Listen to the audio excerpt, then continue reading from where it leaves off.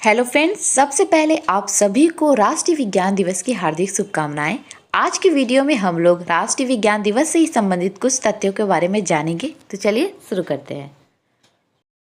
राष्ट्रीय विज्ञान दिवस 2021 ये इस वर्ष जो विज्ञान दिवस है 34वां संस्करण है।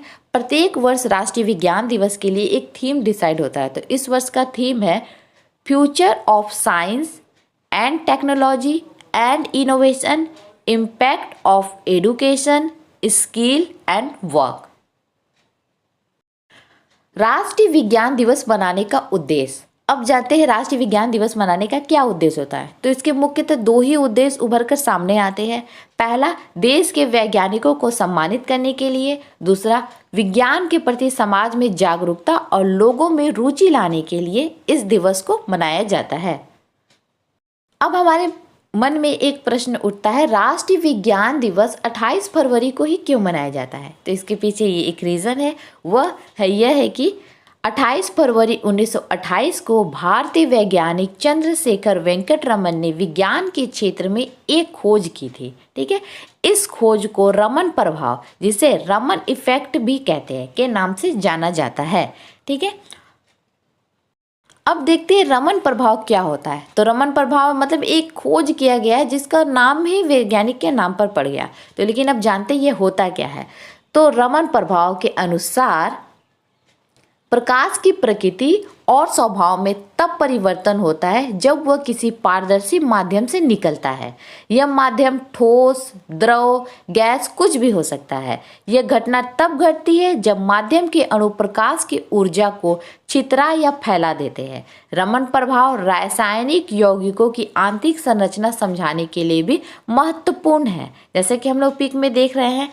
और इसी खोज ने विज्ञान के क्षेत्र में एक क्रांति टाइप लाई थी, इसीलिए ये इतना महत्वपूर्ण है और इसको अभी तक स्मरण में है। और इसी के कारण जैसे प्रकाश का रंग नीला क्यों दिखाई देता है, समुद्र का पानी नीला क्यों दिखाई देता है, इसका पता हम लोग को चलता है।